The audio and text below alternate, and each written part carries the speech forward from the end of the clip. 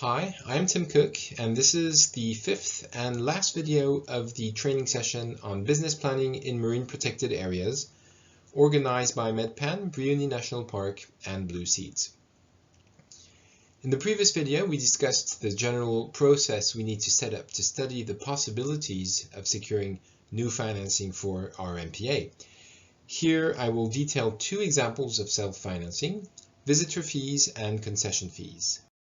Market-based mechanisms, or self-financing mechanisms, are mechanisms that allow MPAs to finance planned costs from their own resources, generally through a fee system. Visitor fees are one of the most successful and commonly used self-financing mechanisms by protected areas worldwide. Let's take an example. With over 320 million tourists visiting the Mediterranean region every year, the visitor fee mechanism appears to be one of the most adapted to Mediterranean MPAs. The contribution of visitor fees to MPA's revenues can be considerable. In protected areas of Slovenia, Greece, and Croatia, the revenues generated by visitor fees add up to between 26 and 63% of the revenue budget. In this example here of the Brijuni National Marine Park in the Dutch Caribbean, visitor fees contribute to 80% of the revenue budget, and they allow to pay for management salaries, boats and vehicles, mooring maintenance, outreach materials, and for law enforcement. In practice, setting up visitor fees consists of 8 steps. Step 1, the scoping phase. Step 2, stakeholders' involvement. Step 3, a survey of the willingness to pay. Step 4, a fee level estimation. Step 5, collection process structuration. 6, implementation phase. 7, constant monitoring and periodic reviews. And step 8, environmental awareness study. The first step to setting up a visitor fee is the scoping phase. You first need to describe the environmental context and the issues, the conservation objectives, the spatial zoning, and the legal protection of your MPA. Then, you need to assess visitors' interest and attractiveness of your MPA. Are there already tourists in and around your MPA? Third, you need to assess the type of recreational activities undertaken inside the MPA and the type and number of operators around the MPA, as well as their price policies. Finally, you need to assess the legal framework for implementing a visitor fee system. Step 2 of setting up visitor fees, stakeholder involvement. The participatory engagement of stakeholders is one of the most important components of the planning and development of any MPA. This is especially the case for the implementation of financing mechanisms. Stakeholders can include the private sector, such as tourism operators, representatives from the government, local or national, protected area authorities, local communities, and relevant non-governmental organizations. After identifying stakeholders, you must consult and meet with them at an early stage through presentation meetings or workshops, for example. Step 3 of setting up visitor fees, the willingness to pay. You now must conduct a willingness to pay survey for visitor fees among tourists to estimate an adequate fee level. For this, you need to gather a sufficiently large and representative sample together with the most appropriate methodology. It is crucial that respondents understand the reasons for additional funding before questioning begins. This means you need to be transparent from the start. Step 4 to setting up visitor fees, fee level estimation. You now need to estimate your fee level based on the willingness to pay survey results. To clarify and facilitate the interactions between the MPA's employees and visitors regarding the fee system, it is recommended to design a customer service policy. A customer service policy is a formal document that outlines the protocol that employees must follow when they deal with customers about the MPA services and fees. This document should also include the refund policy. Step 5 of setting up visitor fees, collection process structuration. You now need to design and structure the collection process to be implemented in your MPA.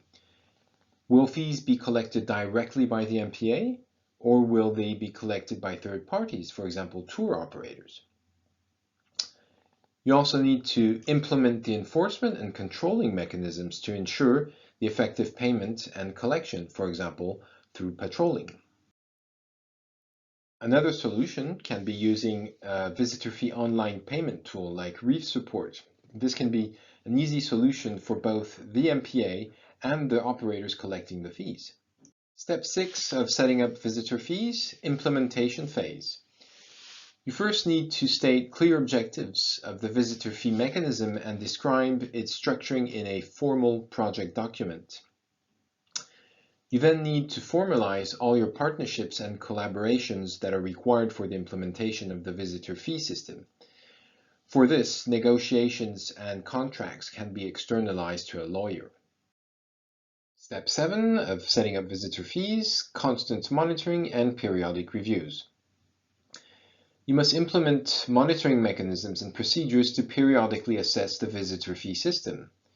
First, you must assess the efficiency and cost effectiveness of the mechanism. You also must assess the impacts of tourism activities on the protected environment and biodiversity. You must also assess visitors and stakeholders' satisfaction.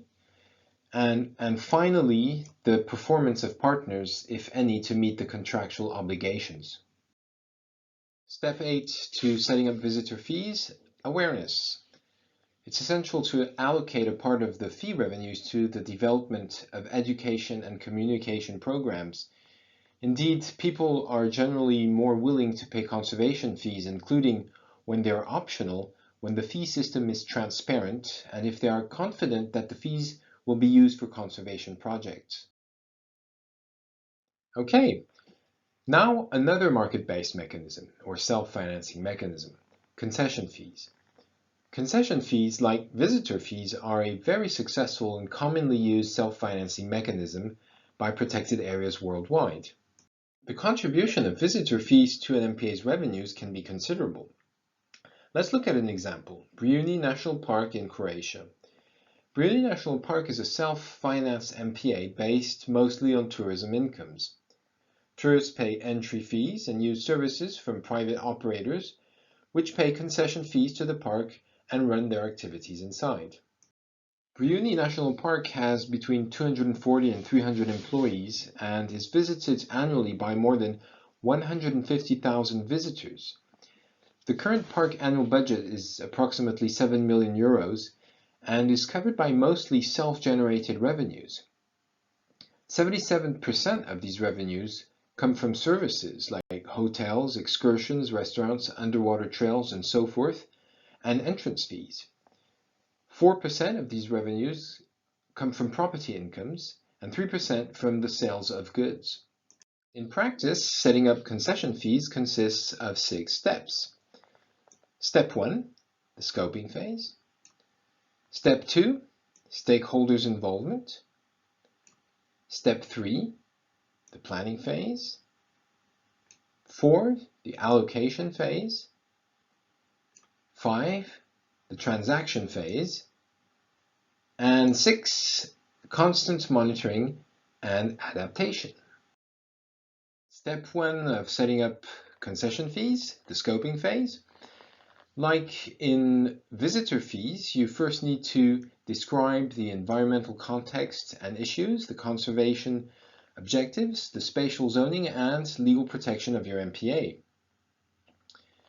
You also need to assess existing activities benefiting from ecosystem services provided by the ocean and the attractiveness of the MPA to concessionaries.